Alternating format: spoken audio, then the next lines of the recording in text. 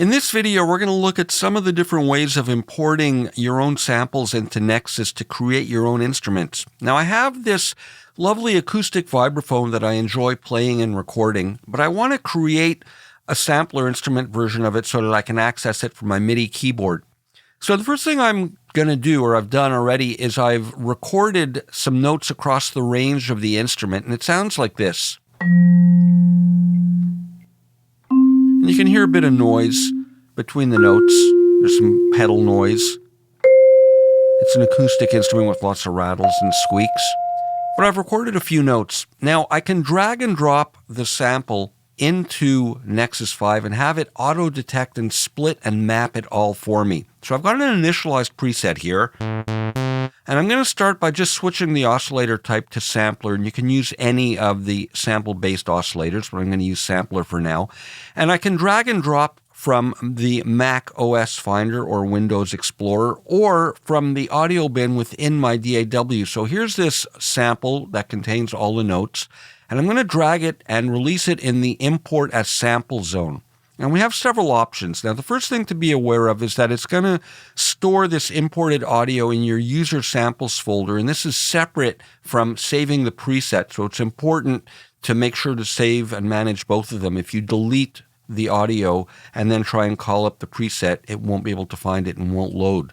Now, I have the option of normalizing this, but I want to leave that off, so I'm going to preserve the natural kind of dynamics of how I played those notes. Now, we have different slicing modes. Off is great if, let's say, I want to bring in a bunch of drum loops and have them mapped across the keyboard so I can trigger them. I would leave that in off, and I'll show you that in a few minutes. Note is what I want, so that it's going to detect the notes and split it across the keyboard. I can also have it split on the beat. Let's say I'm bringing in a single drum loop and I want it split and mapped across the keyboard. Every note mapped out a different pitch, I would choose that. But I'm going to leave it here like that.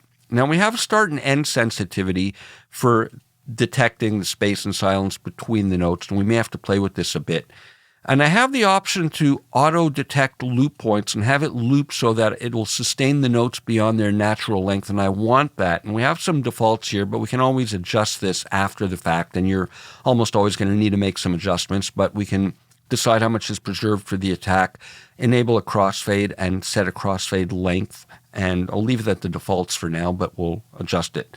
I can import these as variations, as round robin, velocity, and so on, but I'm going to leave that off for now. And here, I'm going to turn on detect root. I'm going to leave this off. Let's say I was bringing in a drum loop and splitting it on every beat. I would have it indicate here where I want it to start the mapping and how many semitones for each slice, and so on. But I'm going to leave that at note, and I'm going to turn on auto detect so that it'll map it for me. So let me click import, and I can see here I have 1, 2, 3, 4, 5, 6, 7 different notes. And right away I can see it didn't import it properly. It's only imported 3 of them. And that doesn't sound right. Now I'm going to just bring up the release time a bit.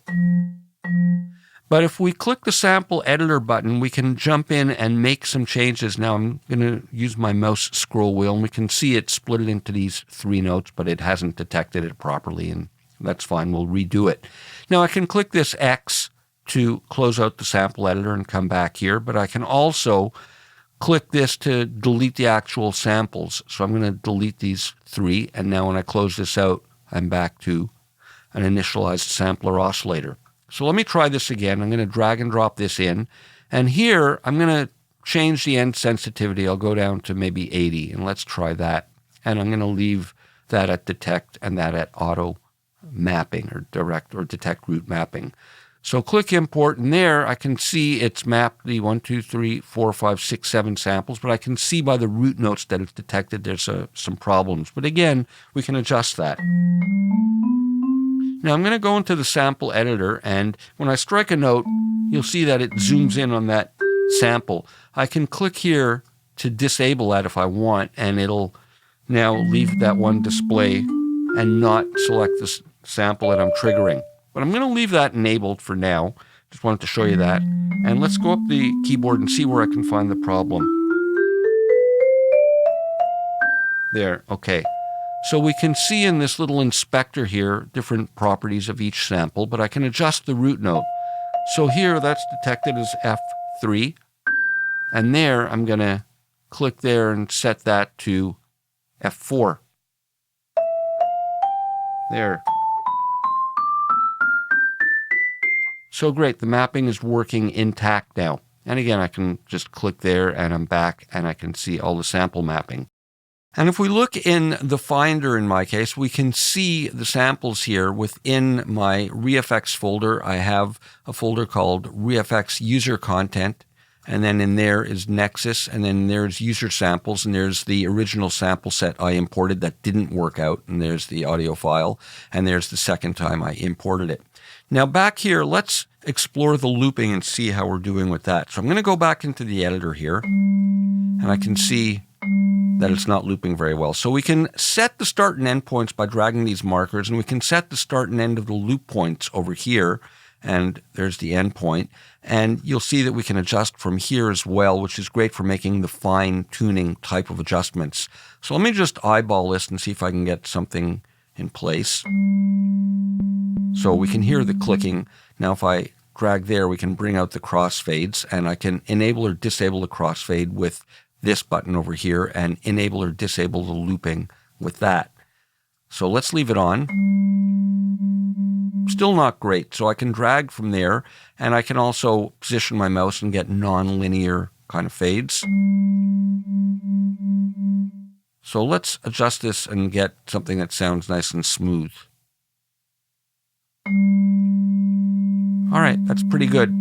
Now I can optionally use this button to apply the same crossfade to all the samples. Now if I need to make some micro adjustments, I can see here it's looping well, and I can hear that it's looping well, but here if I click and drag, you can see like this won't be a good loop point. You hear a bit of a click. It won't be a good loop point for the crossfade, but there it'll be right on. So now I have a playable instrument. I can close this up, mute my original, and play it.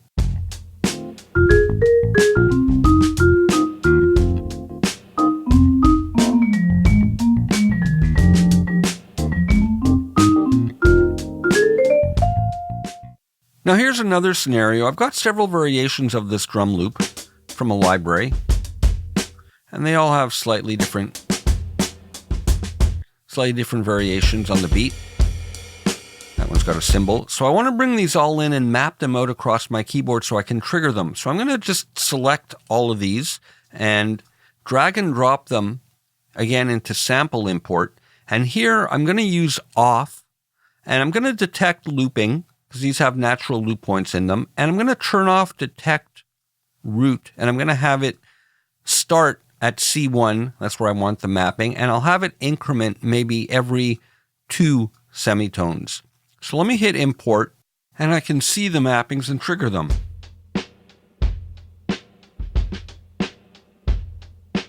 Let's hear the loop points. So it's looping the end part of it, and if I go into the sample editor, I'll see that it's actually a longer loop, and I can extend it if I want, but it's selected a good natural loop point for me.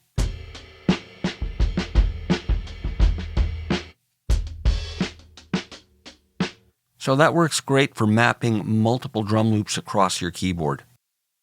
Now here's another scenario. I've got this drum loop playing with this bass part. And it sounds fine, but it's a pretty predictable 4-bar loop here. And maybe I want to work with the slices and program my own part using these sounds. Now I'm going to take this loop over here and drag it into an empty instance set with a sample oscillator into import a sample. And here I'm going to slice it by beat. And I'm going to leave the sensitivity as it is. And I'm going to have the first note be, again, maybe the C1. And let's just import and see how that maps it for us. We can see all the mapping there.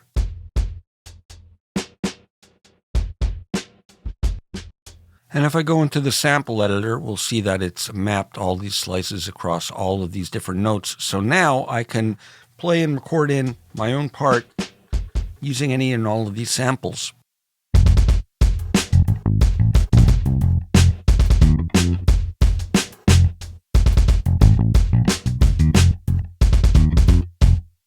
Here's another interesting scenario for creating your own instruments in Nexus. I have several third-party synths all layered together for this interesting synth stack sound.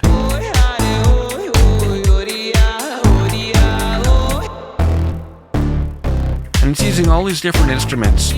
Now maybe I want to sample this and create one instrument so that I can take some load off my system and save it as a recallable single instrument in Nexus where I can use Nexus effects and so on.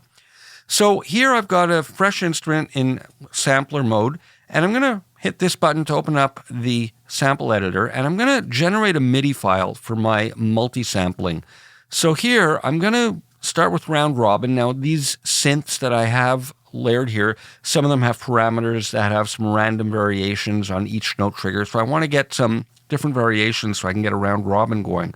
So maybe I'll set it up to do 4 variations, and I can set the range here for the MIDI file that's going to be generated, and I'm going to set it from, let's say, C2 until maybe C6.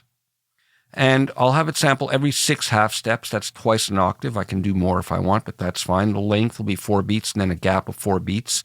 And I'll set the velocity. I'll sample it at a higher velocity than that. And if we're in velocity mode, we can generate it with velocity ranges. But let's leave it like that for now and export the MIDI file. And I'm going to just give it a name. And there we go. Now I'm going to bring this MIDI file into my DAW. And there you see the 4 different sets of the notes that it's generated. Now I'm going to place it on the synth stack, and I want to render it as an audio file. And I'll speed the rendering up a bit. And there it's rendered it as an audio file. Now I'm going to bring back NEXUS5, and we'll just close this out. And I'm going to bring this audio file into the sample import window. So here I want it to slice it by note. And I'm going to use the variations to set these up as round robins. And I'm going to use variation first. So that means it's going to use the first group of 9 notes as the first variation, the next group for the second, the next for the third, then the next for the fourth. Now, if I would have used note first, then it would take the bottom note of each of the 4 for the first variation, then the next note of each of the 4 for the next variation, and so on. Let's stick with that. And I'm not going to have it detect root. We know that we're having it start at C2, and we know that it's going to be every 6 semitones. So let's import this. And there we see our 4 variations. I can play this as a playable instrument. And I can use my variation modes here for determining how I want them triggered. For now, it'll be round robin, and that's fine. And if I go into the sample editor, I'll see all the notes that are used there. And I'll just close that up. And what I can do now, I'm going to hide this for a moment, is I'm going to get rid of this. I can take this MIDI that's triggering my synth stack and now bring it on NEXUS5, and it should sound the same.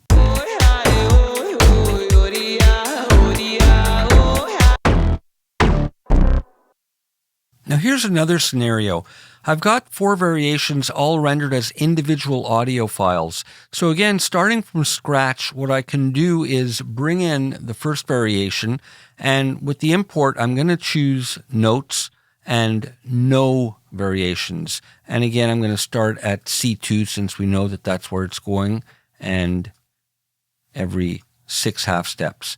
So if I do that, I'm going to get my standard sample mapping now.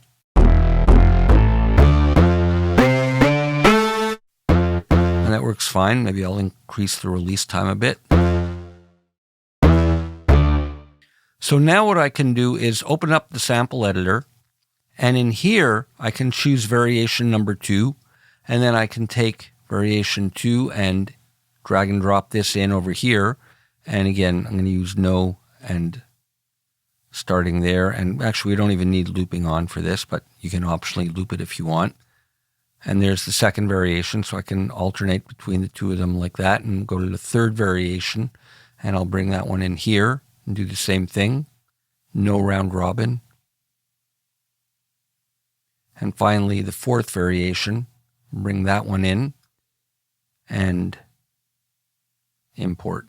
So now I can go back to my main page and get the 4 variations. And they're cycling through them based on this random and round robin, but we can use any of these triggering criteria. And this is also great if you're sampling any external hardware synth. You can route it into your DAW and do the sampling the same way. And one little tip when you're working with these MIDI files, in the system panel over here, you can set which octave is going to be regarded as middle C, and if you put this to 4, you might have more general compatibility with what's commonly referred to as middle C. Now, there's another way to import into variations that's really useful when you're working with drum samples. So here, starting from scratch again, I'm going to click here to go to the import window, and I can drag and drop directly onto individual keys. So I'm going to start by dragging a kick drum onto C over there, and just click OK, and it's going to copy it to my user samples. Then I'll copy a snare onto, let's say, D, and then a hi-hat onto the E flat. Now what I can do is click the variation 2 field over there and then load in additional samples for additional variations. So I'll just go through this quickly. I'll speed this up and load some in for the snare and hi-hat. And now I'll close this up and we'll see that we have our 4 variations with these 3 notes mapped, and I can use any of these trigger modes that I want.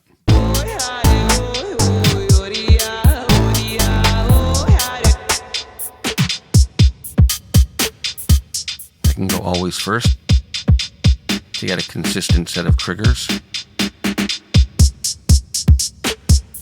or velocity, or any of these.